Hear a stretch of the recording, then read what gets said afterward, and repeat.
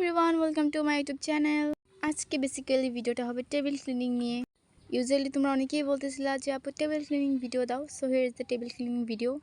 আজকের ভিডিওতে তোমরা টেবিল ক্লিনিংয়ের সাথে সাথে তোমার টেবিল টুর ভিডিও পেয়ে যাবা, যেটা তোমরা অনেকেই রিকোয়েস্ট করছিলা।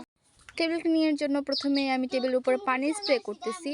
তোমরা কেউ ভাইবো না যে আমি গ্লাস ক্লিনার দিয়ে টেবিল ক্লিন করতেছি। বেসিক্যালি আমি পানি দিয়ে টেবিল ক্লিনার করতেছি।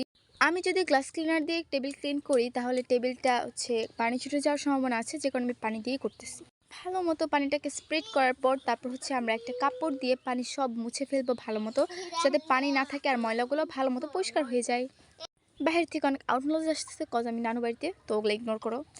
তো এখানে আমি টেবিলের উপরে এই সাদা কাগজটা বিছাই দিয়েছি, যেটা আমি প্রথমে উঠাই রাখছিলাম, কারণ এটা দিলে ভিডিও কোয়ালিটি অনেক ভালো আসে।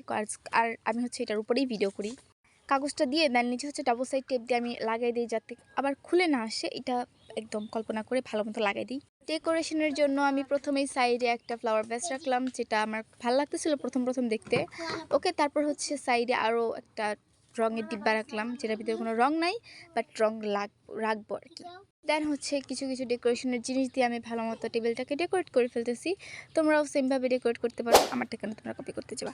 ওকে, তোমরা সুন্দরভাবে ডেকোরেট করে নিবা। বাট আমার কাছে এই ফ্লাওয়ার ভেসটা এখানে একদম ভালো লাগতেছে না, যে কারণে এখানে আমি এটা রাখলাম বনসাইটা।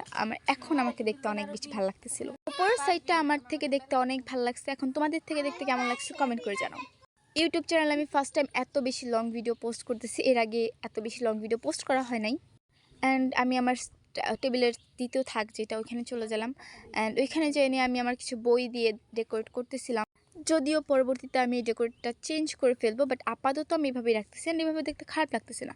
অ্যান্ড সব থেকে থার্ড স্টেপ, যেটা একদম নিচের স্টেপ, সেখানে আমি আমার সব বই খাতাগুলো রাখি, যাতে পড়তে বসলে সহজেই পাওয়া যায়। অ্যান্ড এটা আমার টেবিলের ফাইনাল লুক। তোমাদের কাছে কেমন লেগেছে কমেন্ট করে জানাও।